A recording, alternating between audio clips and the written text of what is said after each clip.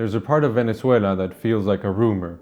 It lives in the corner of every map we grew up with, shaded in quiet diagonal lines labeled zona en reclamación, as if that soft, bureaucratic euphemism could contain the weight of an entire country's wounded pride. We never questioned it. We traced its shape with our fingers in school, colored it in as though that act alone might will it back into the Republic. It was always there, half forgotten, half insisted, not quite ours, not quite theirs, just pending. But the world has moved on, and now that rumor, dormant for decades, has erupted into a geopolitical standoff between Venezuela, Guyana, and the oil-thirsty eyes of the world. Suddenly, everyone has a stake in this old dispute, especially those who never knew it existed. This is the story of the Esequibo, of what was taken, what was signed away, and what still somehow remains in limbo. A cartographic ghost, a question of justice, and maybe a lie we told ourselves for too long. The Esequibo was never taught, only gestured at, a shaded wedge in the southeast corner of the map, annotated with silence and national pride. Zona en reclamación, the textbook said, as though the ambiguity were official policy, and perhaps it was. It never sparked debate in the classroom, no one told us what it meant, it was just there, part of the scenery of our patriotism, like Bolivar's face on the wall, for example, or the anthem before class, something to be colored in, traced with your Faber-Castells, not something to be understood. And thus, entire generations of children with pudgy, sharpener-scented fingers ignorantly traced the outline of a landmass the size of a European country. At 159,000 square kilometers, the Esequibo is larger than Greece, Portugal, or Cuba. It makes up for more than half of what we on paper call Venezuela, and it has not been under Venezuelan control for more than a century. Today, it is administered by Guyana. They don't call it disputed, they don't shade it, they simply call it theirs. And why wouldn't they? Roads have been built, flags raised, maps drawn. To them, the matter is settled. To us, it was never properly begun. For decades, the Esequibo remained a kind of cartographic ghost, neither gone nor grasped, a relic of grievance suspended in time, like so many things in Venezuelan life. But all ghosts have a beginning, and to understand this one we have to go back, not to the jungle, but to Europe, where borders were drawn not with consent, but with convenience. The Esequibo dispute, like most Latin American tragedies, began in Europe. In 1899, 5 men gathered in the gilded rooms of the Hotel Continental in Paris to decide the fate of a territory they would never see. 2 British judges, 2 Americans appointed to represent Venezuela, and a Russian presiding justice, supposedly neutral. But the room itself was already compromised. Venezuela, bankrupt and broken from internal wars, had outsourced its sovereignty to Washington. The United States, invoking the Monroe Doctrine, claimed to defend Latin America from European imperialism, but in reality was negotiating with Britain on Venezuela's behalf while keeping one eye on its own hemispheric ambitions. The arbitration tribunal ended with a unanimous award that handed nearly the entire Esequibo region to the British. There was no appeal, no dissent, just a verdict and a silence that followed. Venezuela was told to accept the ruling with the grace of the defeated, and for decades it did, resigned, wounded, and preoccupied with its own political implosions. But something was rotten in that Parisian courtroom. In 1949, half a century later, an American lawyer named Severo Mallet Prevost, one of the men involved in Venezuela's defense, published a posthumous memorandum. In it, he claimed that the decision had been prearranged, that there had been a backroom deal between the Russian judge and the British side, that Venezuela's supposed victory was a diplomatic illusion agreed upon to avoid conflict between empires. It was not justice, he said, it was choreography. The Mallet Prevost memo did not overturn the ruling, but it poisoned it retroactively. It gave Venezuela something far more powerful than evidence, a reason to believe it had been cheated. And that belief hardened over time into policy, then doctrine, then dogma. From then on, Venezuela no longer accepted the 1899 award as valid. And that belief that the ruling was born out of corruption, not law, became the cornerstone of every future claim. And yet, even in this revelation, the world moved on. The British remained in control of the territory. Guyana gained independence, and Venezuela, still with its oil boom and military governments, had other priorities. The Esequibo became a moral cause, but not one of strategic nature, a grievance kept alive in speeches and textbooks, but rarely in actions. All of this, Paris arbitration, memoranda, wounded sovereignty, raises a simple, almost childlike question. Wait, who did the Esequibo belong to in the first place? It's a fair question, and like all fair questions in colonial history, it comes with an unfair answer. The truth is, before the 1899 award, the Esequibo belonged mostly to itself. It was home to Warao fishermen, Makushi traders, and Akawayo farmers, indigenous people who had lived in the region for centuries before Europeans arrived with flags and paperwork. Spain claimed it first, of course. As early as the 16th century, the Spanish crown considered all of present-day Venezuela its rightful territory, including lands west of the Esequibo River. But these claims were theoretical. Outside a few failed expeditions and scattered missions, Spain never settled or administered the region in any meaningful way. The Dutch would then arrive in the 17th century, establishing trading posts east of the Esequibo River. Over time, they pushed westward, up the river's tributaries, trading with indigenous communities, building forts and sketching out their own version of the empire. When the British inherited Dutch Guyana in 1814, they also inherited an ambiguous frontier. And they did what empires always do with ambiguity. They redrew the map in their favor. By the 1830s, British surveyor Robert Schmalberg was sent to draw a border. What he returned with was an aggressive cartographic fantasy, the Schmalberg Line, which handed Britain control of nearly the entire disputed region, including access to the mouth of the Orinoco River. Venezuela, newly independent and chronically unstable, protested, but couldn't enforce its claims. Britain pushed forward anyway. So by the time the five men met in Paris in 1899, the Esequibo was de facto British, de jure disputed, and historically indigenous. Like so much of Latin America, it was territory passed between empires like a rumor, never truly theirs, always contested, and always spoken for by someone else. By the 1960s, the British Empire was still issuing maps, but it had stopped making history.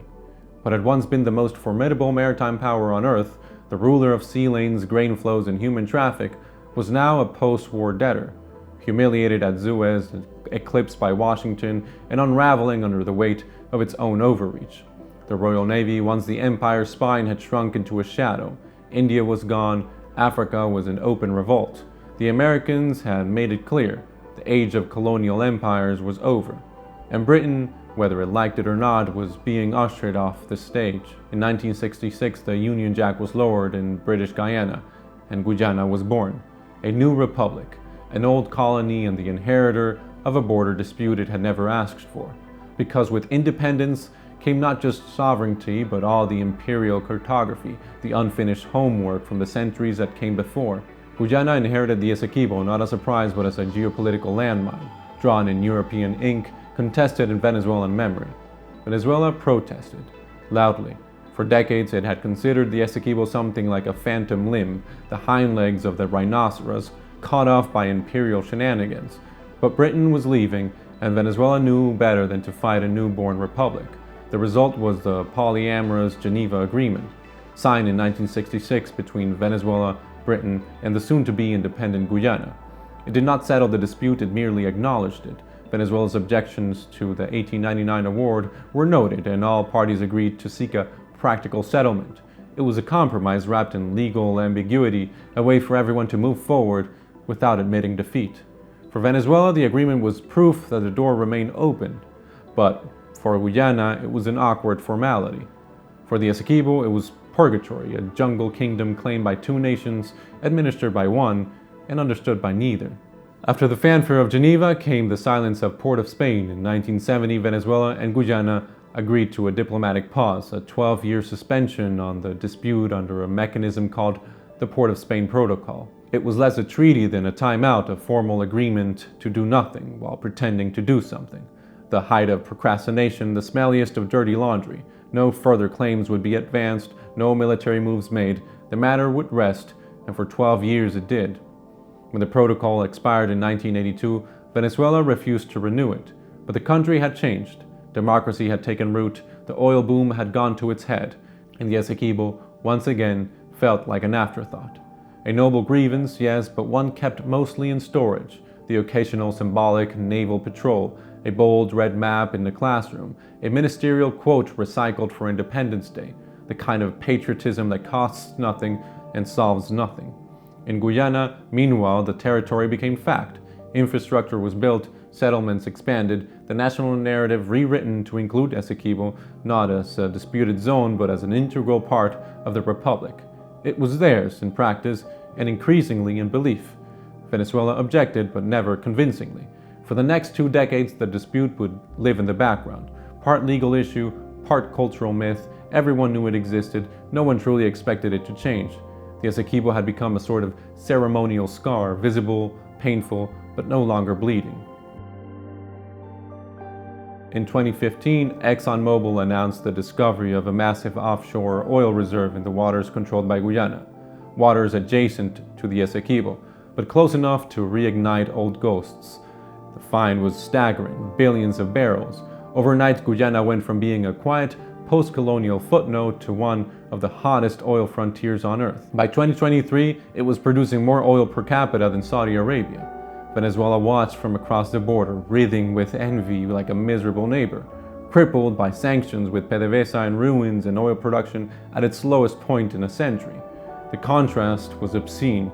Here was a country barely 3 decades removed from food rationing, now swimming in foreign capital and geopolitical relevance, while Venezuela, after 25 years of Chavismo, the same country that once bragged of floating on a sea of crude, had sunk beneath it. Suddenly, the Esequibo wasn't just a forgotten stripe on the map, it was leverage. And Maduro, facing elections, hyperinflation, and the continuing exposure of his illegitimacy, saw in the old claim a political lifeline. In December of 2023, his government staged a national referendum asking Venezuelans 5 questions about the Esequibo, 5 different ways to say yes. Yes, it belongs to us. Yes, we reject the ICJ's jurisdiction.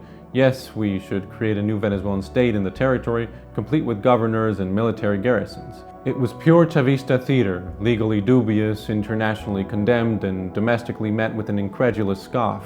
It was a campaign not for the territory, but for a feeling, a revival of lost nationalism, the illusion of dignity in a country hollowed out by hunger, exile, and state collapse. Guyana, alarmed, turned to the International Court of Justice. The world watched. Brazil rolled tanks towards the border, quietly reminding everyone that the Amazon has no room for war. And the United States, eager to protect Exxon's interests, declared support for Guyana's territorial integrity. The dream of a patriotic reconquest collided with the reality of oil diplomacy. And Venezuela found itself both protagonist and pawn, exhausted, adrift, and unwilling to fight for a piece of jungle when it cannot even choose a government for the lands it possesses already. The Esequibo may or may not belong to Venezuela. I'm afraid that's for judges and generals and oil companies to decide. But the more urgent question, the one we seem afraid to ask, is what belongs to Venezuela now?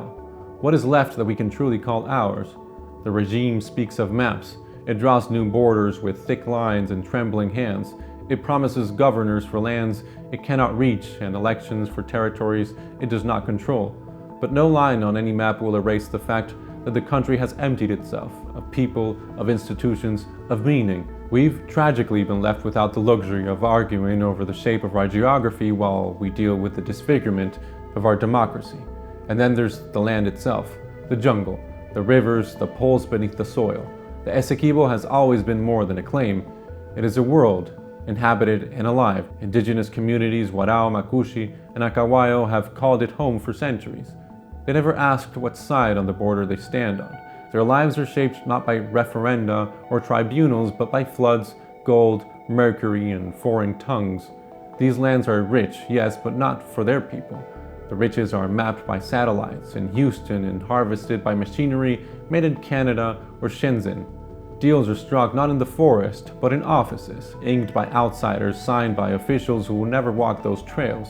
The people are offered development, but what they receive is intrusion. Bulldozers as messengers of progress, pipelines as symbols of national destiny. Modernity arrives not as a promise, but as pressure, a Promethean jolt into the arteries of an ecosystem that never asked to be awakened. The result is a pregnant widow, fertile, plundered, and forever waiting. So who does the Esequibo belong to? Maybe the better question is, who still believes in the idea of belonging at all? Because a nation that cannot choose its leaders, protect its citizens, or tell itself the truth, what claim does it have over anything really? Not a river, not a jungle, not even the borders in its own mind.